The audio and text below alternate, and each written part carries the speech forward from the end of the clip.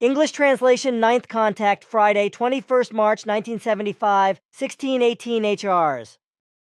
Today, unfortunately, I have to have a somewhat one-sided conversation because I have important things to clarify. Already for decades, various human beings of Earth and entire groups have been pressing us partly consciously, partly unconsciously into spheres into which we do not fit in any form, spheres in which we do not want to be at home either. Often only for the sake of the desire to show off, and for the sake of pure profit are we ranked higher than we are in reality. But we are all only human beings like all human creatures. According to your terms, we may well live in a state of superior technology and of great spiritual and consciousness-based progress, but not in a boastfulness and overwhelmingness which the majority of the human beings on Earth impute to us. We are neither the guardians of the Earth humans nor any God-sent angels or the like. Various ego-addicted persons and groups led into the unreal by them claim that we were the guardians of the Earth and its human beings, and that we would direct their destinies. However, this does not correspond to the truth, because we are only carrying out a self-obligated task, which in no way has anything to do with a surveillance and a directing of the actual destinies of the Earth humans. It is therefore wrong to portray us as over-earthly ambassadors and guardians. If we were ambassadors and guardians in the sense as it is claimed about us, then we would land out in plain view and direct the destinies of the human beings of Earth in full recognizability. We are not what is imputed on us, even though we are spiritually and consciousness-based about 25 million years farther progressed and technically almost 312 millennia ahead of the Earth humans. But it is in the sense of all those Earth humans who are themselves caught in a religious belief to make us become something godly. In so doing, they degrade themselves and all their fellow human beings to underdeveloped human creatures. Through erroneous or very consciously invented contact reports, which are devoid of any truth, thus the impression arises that the human being of Earth would do nothing but make mistakes and in no way live in the right way. However, in truth, this is not the case, because the human being of Earth follows his or her evolution-based path. Certainly he or she is barbaric, and accordingly also impetuous in his or her research, and often conscienceless. But barbarism is characteristic of many life forms, since it is resulting from nature and useful, whereby life in the first place is guaranteed. By this I am referring to the natural barbarism, which is free of perversions.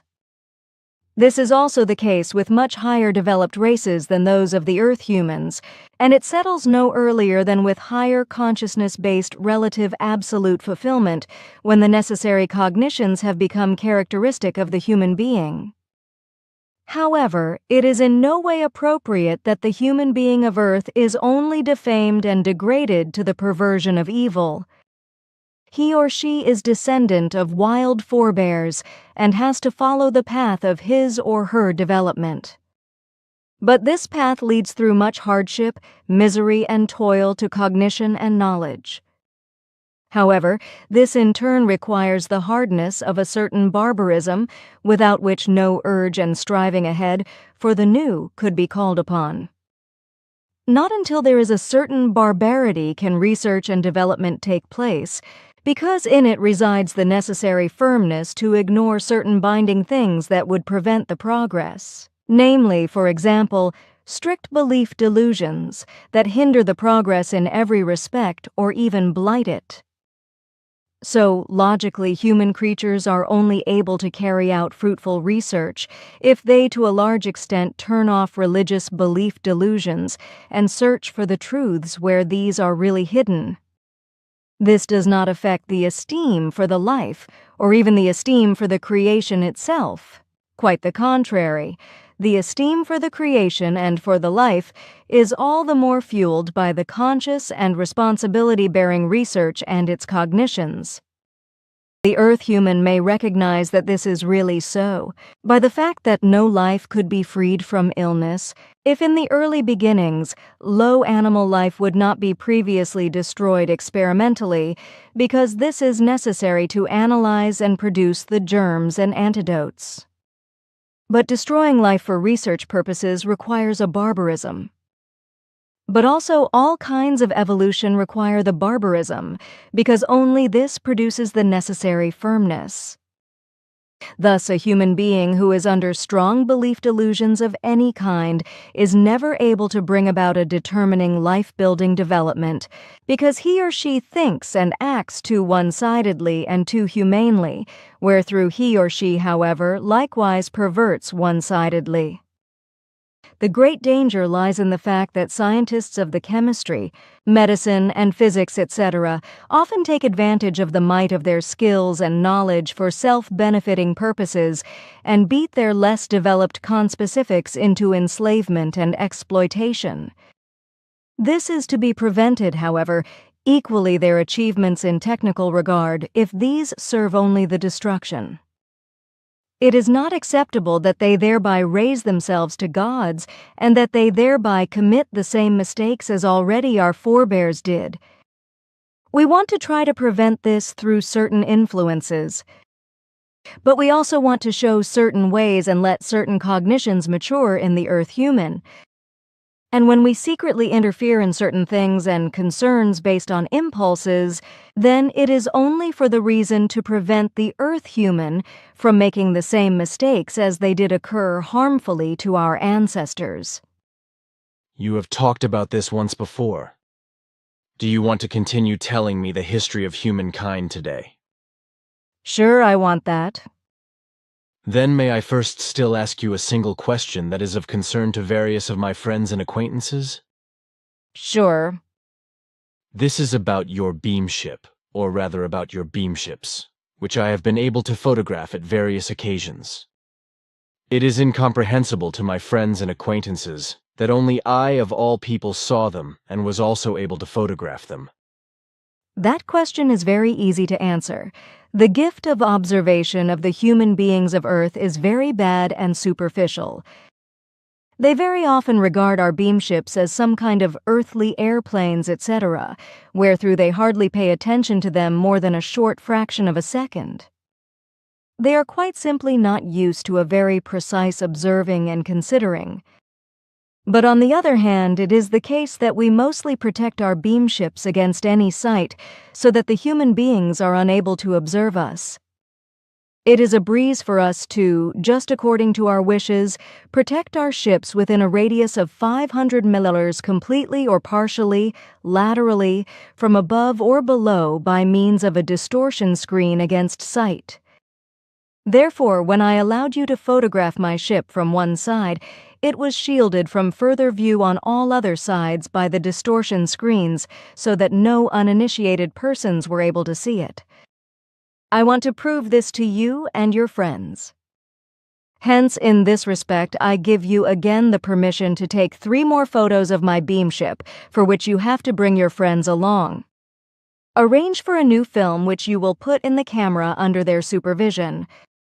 After that, come with them to the contact location, which I will still agree upon with you. Then you shall position yourself standing somewhat away from them. When I then appear with my beamship, you will take the 3 pictures. As usual, however, the distortion screens on the ship will be activated in such a way that only you in particular will be able to see it. So tell your friends that they should not be disappointed when they will not be able to see my ship as well. This is only intended to prove to them that my statements in relation to the distortion screens correspond to the truth. But this will be the only proof I will ever grant to your friends. Further ones will never follow. This must be enough for them. Thanks, Sim Yase. That is very accommodating of you. May I also, perhaps on a fitting occasion, make a tape recording of you, that is, of your voice? I said that the 3 photos will be the first and last proof from my side. I cannot allow more, understand that. If the human beings already do not trust your words and your photo proofs and even badmouth the latter as montages, etc., then the same would be to be expected if you were to record my voice on the tape. One would accuse you of deception and claim that the voice belongs to some earth woman. Such a proof would be senseless, hence I also cannot approve it. But in the future, I no longer want to have to get involved in such explanations, as I have discussed similar things several times already. Explain this to your friends. If, in the future, they want to dedicate their interest to your information and accept the truth, then they shall do so in trust in us and in you. Otherwise, they shall no longer dedicate themselves to this cause because doubt, criticism, and mistrust are not conducive to our tasks. That is harsh, Simyase. It had to be said because only the truth alone is beneficial. However, some of my friends insist on the argument that they would have to continue my tasks if something would happen to me through the intrigues of my fellow human beings and the authorities, which was already almost the case once. These are arguments that are none, because they will have in their hands all the information and all the material that you supply to them. If they have trust in you and in us, then this is perfectly sufficient for them. They do not need anything more. Their arguments put forward, however, do not alone correspond to this worry about the intrigues, because selfish things and thoughts are also anchored in them and a great distrust towards your information and pictures. This is in part just another attempt at a way to achieve their own goal of line of proof, whereby the drive to participate in a decisive top position also comes into play. But this subject shall now really be finished permanently, because it is senseless to keep talking about it. Okay, I will not talk about it anymore and will not bother you anymore with it. You did not bother me with that because you did not want these explanations for yourself. But now, I would like to talk about other things. Would you mind allowing me one more important question beforehand? Sure. One has thrown at my head that it would be very strange that you had come to speak about the Talmud Emmanuel, and that your reports and information would agree with the Talmud. It was said that both were probably from the same source, and therefore some things could not be right. One has really done that? Yes. Do not worry about this, because it is in the nature of those with low intelligence and those having no knowledge to always exercise criticism and complain about everything in their distrust and unintellect. That is why they often look for connections that they cannot understand, because they are unable to think unendingly. Their spiritual and consciousness-based knowledge and thinking are subject to sharp limitations, which they have great difficulty crossing. Hence, it is also incomprehensible to them that the truth, the knowledge, and the essence of wisdom are throughout all times never subject to a wavering, and therefore always sound the same. So when Emmanuel 2,000 years ago brought the teaching of the knowledge and of the essence of wisdom, he could only do so in the same literal sense as it had also already been done tens of thousands of years prior to him.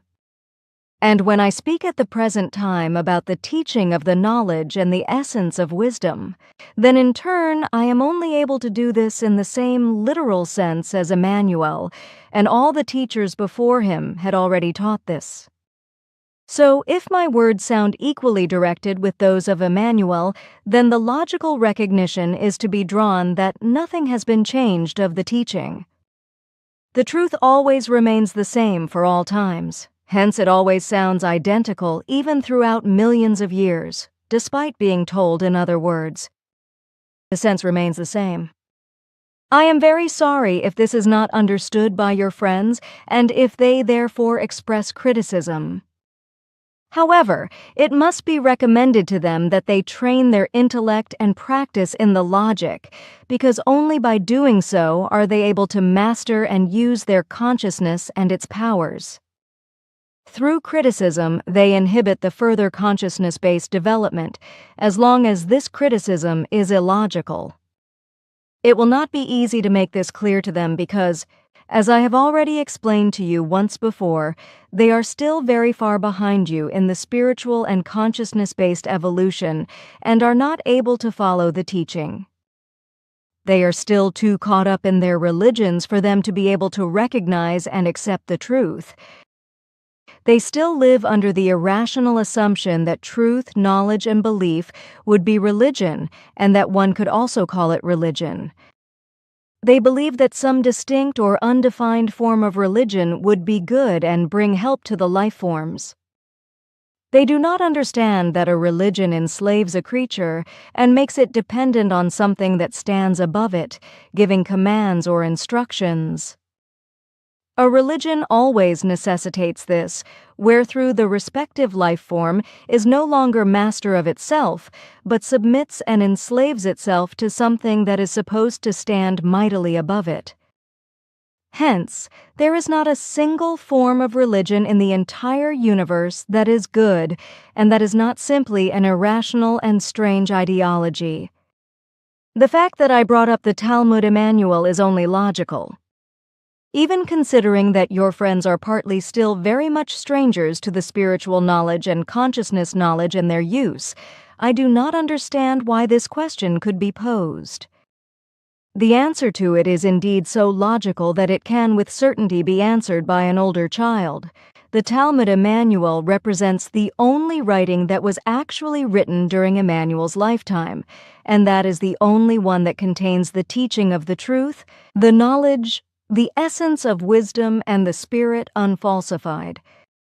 Other writings of the same kind do not exist, so this one had to be considered. Sure, we could have written this teaching anew and given it to you for spreading, but this was not in our sense because only the existence of the Talmud can prove the untruth of the New Testament of your Bible to many human beings. As I see things with this question, it all boils down to an evil mistrust therein and an inappropriate criticism of everything and everyone. Whoever has directed this question to you is consciousness-based, very impaired by religions and lives in their associated distortions. This means that many different explanations and interpretations of a religion are anchored in this human being and create a dignityless confusion in him or her, which he or she is unable to unravel and neutralize him or herself. As a result, this human being is torn back and forth between the unreal and the real when it comes to things of the religion or the real truth. You use harsh words, Simyase. The truth always sounds harsh. But please spare me now from now on with questions if they do not originate from yourself. I have already pointed this out to you once before.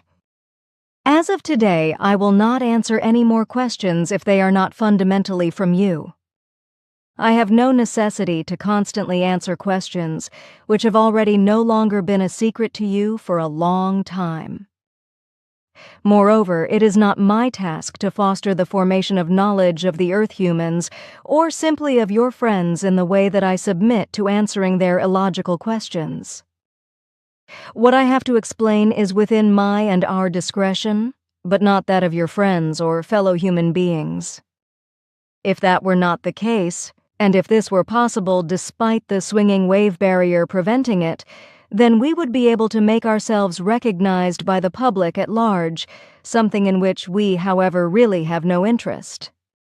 Explain to your friends that they must come to terms with the fact that after all it was you who was for very particular reasons chosen to remain in contact with us.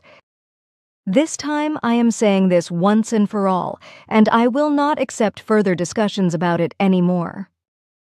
I did not want to upset you. You also have not done that, but it is irrational of your friends not to use their intellect.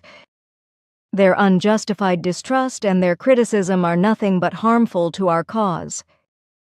Explain to them that if they want to be connected with our cause, they must extend their trust to us and you, and learn to use their intellect logically. But if they are not willing to do so, then it is of no value to continue to let them in on the things yet to come. The whole undertaking requires trust in us and in you without any requirements. But now, I have talked enough about these things, and that finally.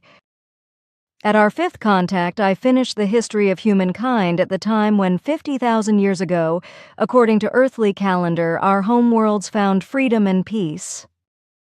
Before that time, 70,000 human beings fled under the leadership of the scientist Pelagon. With spaceships, which they had seized, they fled through the space out of another configuration of space and time into the one of the Milky Way of the Dern universe and settled on the Earth. Under Pelagon's leadership, there were 200 sub-leaders, scientists who were each responsible for a specific field of knowledge. Pelagon was unanimously recognized and respected by them and all others as King of Essence of Wisdom, Ishwish, God. In the course of the millennia, they built large cities and inhabited all continents of the earth. Unfortunately, this only went well for barely 10,000 years before lust for might regained the upper hand and a deadly war raged over the world. Everything without residue was destroyed, and only a few thousand human beings were able to survive, while others fled again into the outer space and into the old space-time configuration and settled on distant worlds. For the next 7,000 years, the Earth was no longer flown to, during which time those who stayed behind became completely wild and degenerated. After that, the descendants of those who had settled on distant worlds returned. Again, they were led by an Ishwish. Under such a kind of Ishwish command, the distant descendants later built Atlantis and Mu, two huge cities on two different continents. For thousands of years, they lived in complete friendship and in peace, until some scientists again succumbed to the greed for might and wanted to seize the rule. However, having become tired of the constant wars, the peoples rose against them, hence they seized spacecrafts and fled into the outer space, according to earthly calendar about 15,000 years ago. For 2 millennia, they and their descendants lived in a neighboring solar system. 2 millennia during which they had become very evil and were only able to uphold a certain regulation under the strictest discipline.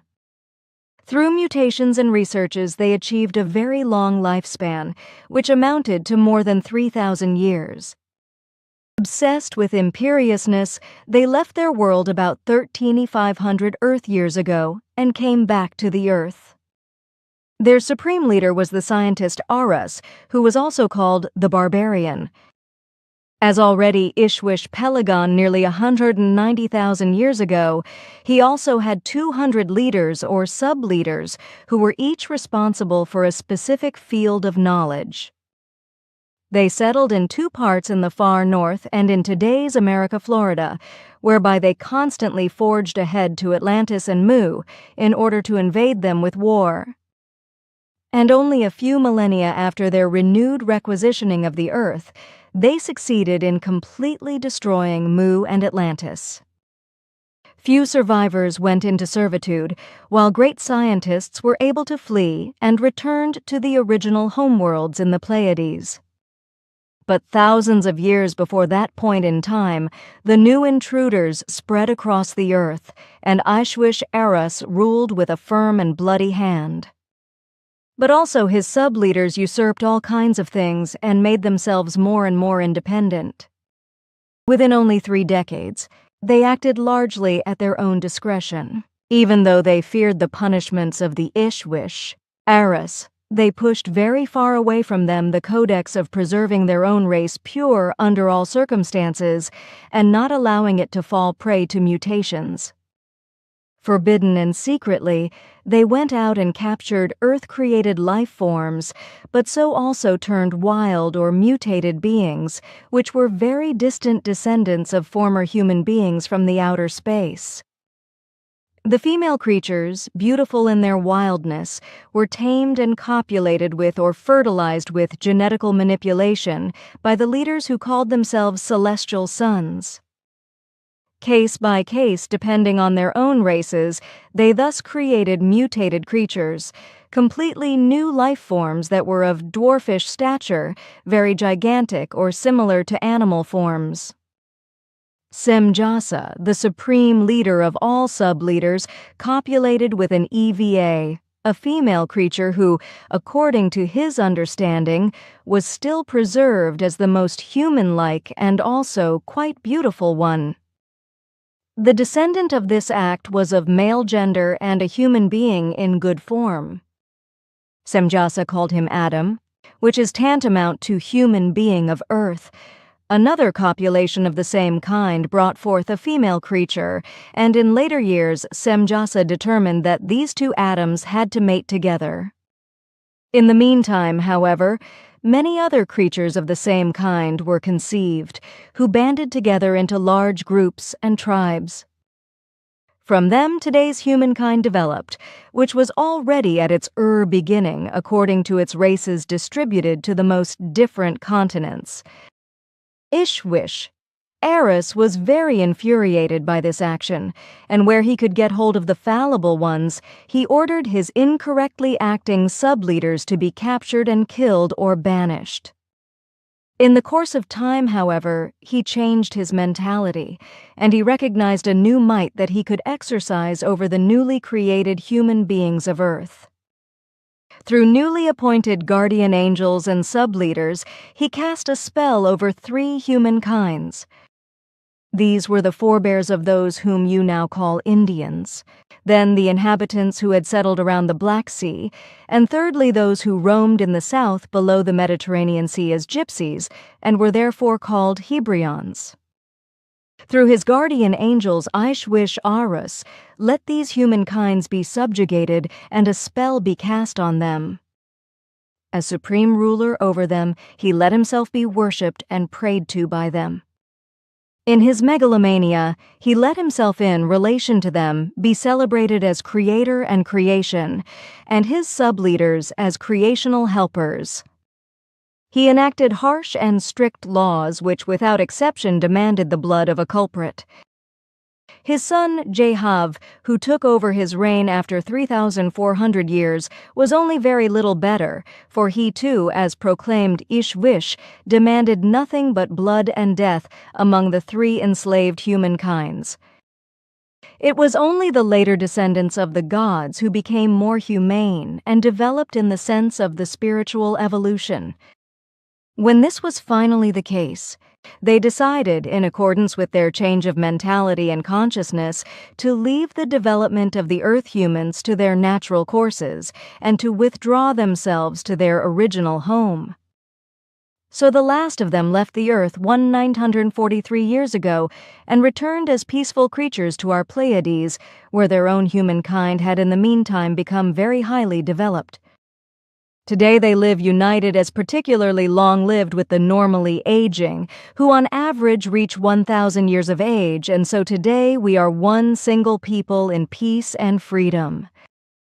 That is the essential which is important for the Earth human to know. Further necessary knowledge is to be mentioned regarding a cosmic developmental change, which I have already mentioned once before.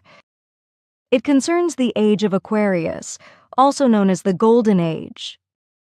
Concerning this, the first thing I have to explain is that the religious interpretations regarding this age are absolutely unreal and are consciously misinterpreted. In part, however, there is also a certain irresponsible fanaticism behind it when it is claimed that the Aquarian Age was the religiously proclaimed last days. But the New Age is by no means an end time, because in truth it brings the real life.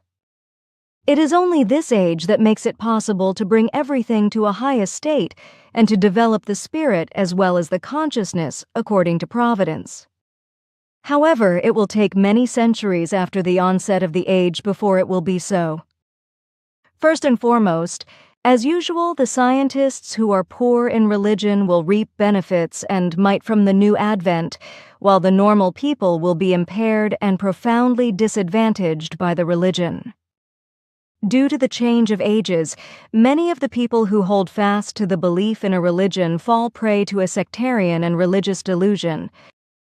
In particular, the 185 years of the transition period are mightfully characterized by the fact that religious belief directions of all kinds sprout from the ground like mushrooms and cast their dangerously destructive spell over the human beings. Murder, suicide, mass murder and exploitation of all kinds, as well as evil sectarian religious enslavement arising from unreal assumptions of belief, belong to the order of the day, wherethrough the entire worldview is being shaken in a religious sectarian manner. Supposed bringers of salvation and false prophets take up a lot of room in open public and fanatically search for victims and new hangers-on. This is the prelude to the Golden Age, the transitional phase of 185 years. However, the full value of the age will not dawn until the 3rd of February 2029 at 11:20 CET. The power of developmental change of the New Age has begun on the 3rd of February 1844, and since then the tremendous changes on the earth have been rushing forward unstoppably. The New Age is already taking its toll. Religious insanity, rapid development of the computer technology, other technology, of the space travel technology, genetic engineering and all sciences, prevalence of crime, extermination, wars, etc., signs of the time which are unoverlookable. The first half, representing the halfway value of the Aquarian Age, lasted 93 years. From 1844 to 1937, during which the Earth escaped to the outermost radiations of the Age of Pisces. As of the 3rd of February 1937, 11:20 CET, the actual Age of Aquarius began in the transition period, in other words, the second transitional half. From this date on, rapid developmental change events, discoveries, inventions, and wars, as well as rebellion, etc., are absolutely everyday norms of time and development, which are characteristic of no other age in this form. However, at the same time, the beginning of the Age of Aquarius guarantees the beginning of a truly spiritual and consciousness-based life. The entire earthly solar system, with all its innumerable life forms, is cast under the spell of the New Age. Everything and everyone is and will be influenced by it, as this is a cosmic law.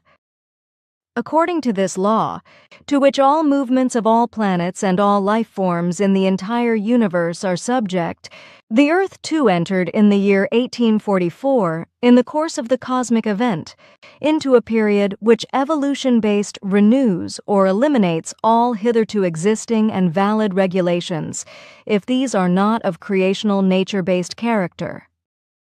The new era entails that all created regulations of Earth-human origin, which had their validity until then, are newly established, changed and evolutionized, modified or abolished.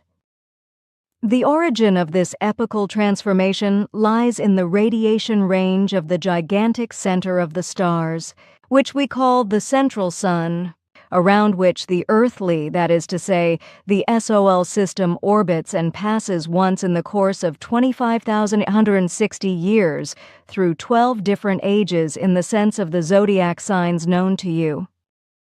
The Earth, that is to say the SOL system, orbits the Milky Way and its central sun in about 318 million years and is already immersed in the outer edge of the golden radiation of the galactic central sun, which emits the strongest transforming and developmental change radiations in the entire Milky Way area.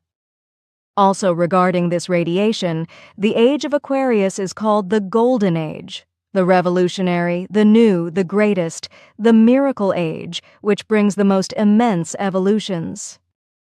But much calamity is also associated with it, especially in terms of the religions and the use of new discoveries and new achievements. Not until many centuries have gone by will the human being of Earth triumph over his or her unintellect and his or her irrationality and establish everything based on the creational natural laws. The age of Aquarius is a great and exciting time. Very sublime and golden, it also has an effect in later ages and influences all zodiac circles that are to be passed through later. But during the course of the Golden Age, the human being will find a natural spiritual consciousness-based direction, which, however, will not come about without great confusions. Countless human beings will die in the delusion of their sects and religions and come to an evil end.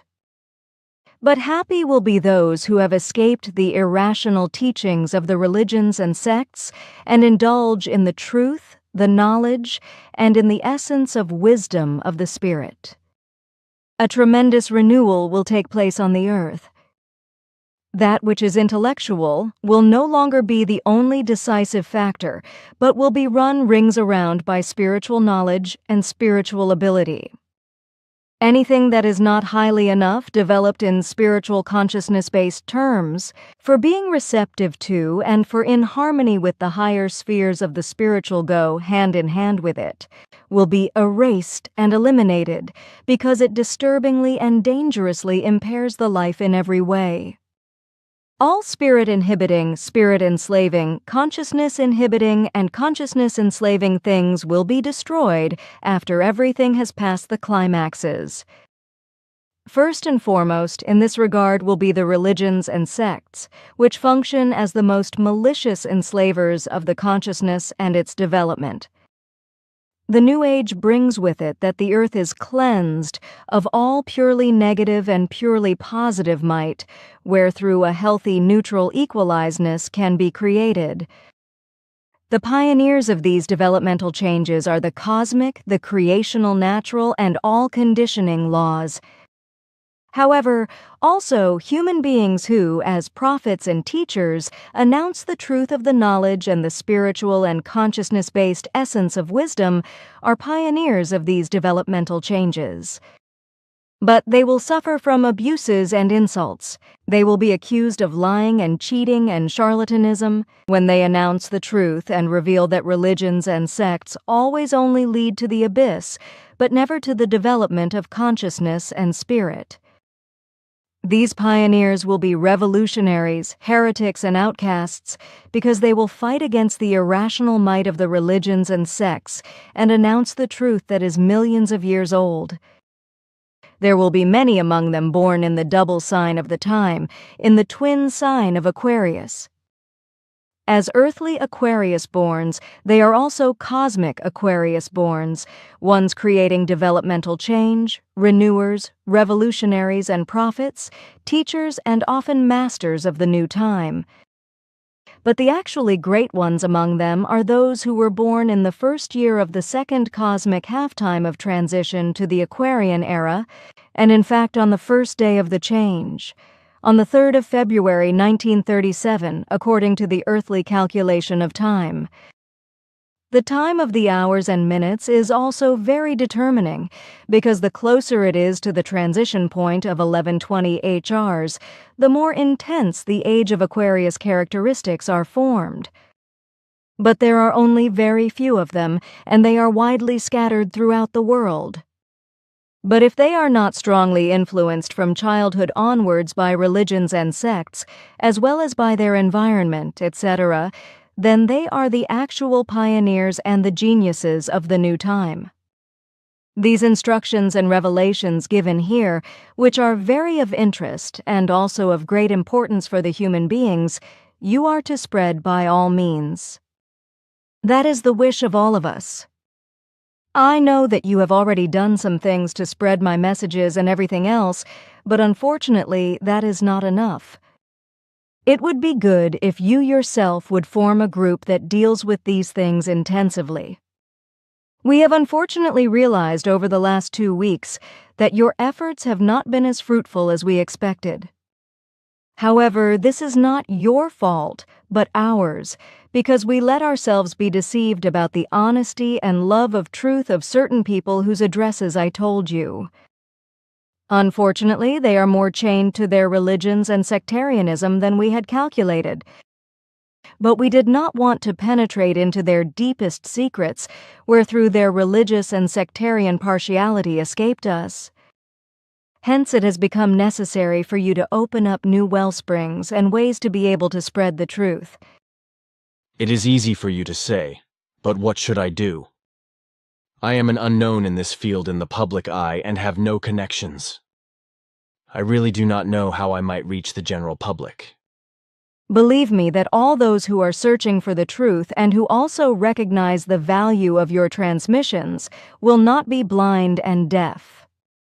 Therefore, do not worry that you are still an unknown in this matter, since you will still in this year, as well as in the following years, become known worldwide. Make an effort to find good friends who want to be of help to this cause, because such friends are already waiting for you. Reach your magazines and newspapers, your television studios and your radio stations with their help. Organize gatherings and lectures with their help and shout out your knowledge on public streets and squares. Do everything possible and enlighten the human beings. You are asking a lot, Simyase, and I do not know if I will be able to achieve that. You obviously do not take into consideration that I might with certainty some other time end up in the insane asylum, because I am mightless in the face of intrigues of the authorities, etc. Surely some persons would prick up their ears if I make an effort for the matter in this way, but would it really benefit from that? Unfortunately, I live here on the earth, which is ruled and inhabited by human beings who often fear the truth and also know how to suppress it with all mean means. I am certainly not afraid of it, and also not of the fact that I will be ridiculed, mocked, and accused of lying. Instead, however, I fear that newspapers, television, radio, and authorities, etc., would publicize completely distorted and mendacious allegations and presentations of my information, which would probably only be very detrimental to our cause. If I am officially proclaimed to be a lunatic, then I have achieved nothing at all that would serve the cause. I understand your arguments completely. But consider an old saying that is often used among you: no soup is eaten as hot as it is cooked. Of course, your friends and you will be ridiculed and mocked, and should it happen to one or another that they are prevented from their doing by intrigues of the authorities, then the other friends are still there who can continue all the tasks. But you are encouraged to cause a worldwide controversy in relation to our cause and our appearance on the earth, in spite of upcoming calumnies against you, which will even come out of Mrs. Meyer's mouth. However, that requires that these friends are also really friends. If they are only friends by name, then they are valueless, because such friendships only tend to last forever if profit can be made from them. Real friends who are still friends even in times of need can rarely be found. But besides this also the problem of the financials arises, because to serve the cause in the way you have described it requires a lot of money. Do not worry about good friends, because I have already told you that they are waiting for you. They will even be such good friends to you that they too will endure all unjustified mockery and ridicule, and will even amuse themselves over it. Mockery, criticism, and ridicule and so forth represent only a barrier that persons, who are based on their consciousness, poor and unknowing, build up to hide their own low intelligence because their knowledge is not sufficient to comprehend the truth. Truth and knowledge have a scary effect on them and induce anxiety. With your friends, you will never be alone, wherever you may be. But I too will always be with you via thoughts, so that you can also talk to me when you ask for it. However, I will think about your problem and also discuss it with the others, so that I will then be able to tell you some behavior patterns according to which you can simply direct yourself. At the given time, I will report to you about it. For the time being, however, it is up to you to strive for the cause and to take care of forming a purposive group with friends, which may serve our cause. You also do not have to be worried about the financial aspect and about a center to be created, from where everything shall ultimately be directed and come from, because also in this area you will find appropriate help.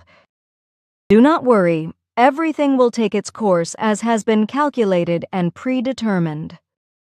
But I will myself also strive to help you financially because there is the possibility of— Those things are unfortunately forbidden for us, Simyase. According to our laws, which are however incomprehensible to me, these things are not allowed.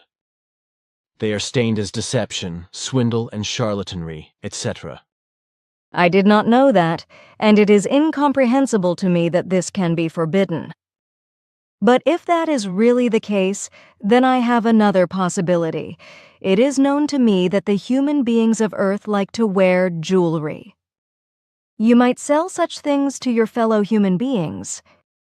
I am happy to obtain crystals, etc., from other planets for you, which you can then sell at a reasonable price to jewelry aficionados, who can have them crafted into pieces of jewelry. That is not feasible either, because that too would bring me into conflict with the mills of law. I would be accused of deception if I would sell things to people and explain that they came from other planets. I would have to be able to prove this. Otherwise, I would be severely punished. But on the other hand, it would certainly also be the case that the authorities would confiscate such things from me, so that their composition and structure, etc., could be analyzed. And I would with certainty never get them back. I know too well the machinations of the authorities, but also the often quite primitive laws. That really cannot be so, can it? Yes, unfortunately. I do not understand that, because that is illogical. We have hitherto never been concerned with your laws, but if it is really as you say, then we will not be able to avoid doing so intensively in the future. Such legislations are nevertheless simply impossible and life-form enslaving. Unfortunately, that is the way it is, and I would not know how to get around these laws. I am confident that we will solve your problem. But if you want, I will at any time bring you crystals and other things, if you nevertheless want some. And do not then fear the authorities if they want to confiscate some of it.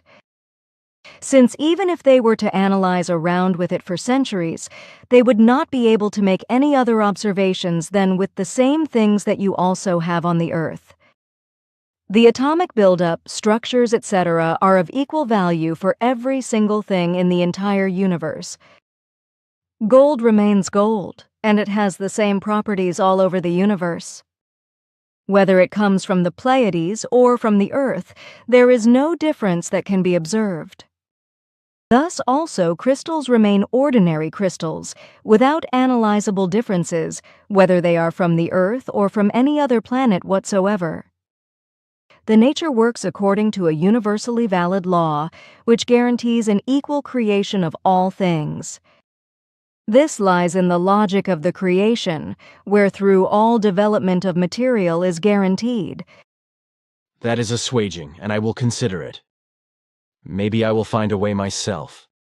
I also absolutely think you are capable of that, but nevertheless I too will make an effort for the matter. So let us leave it at that for today.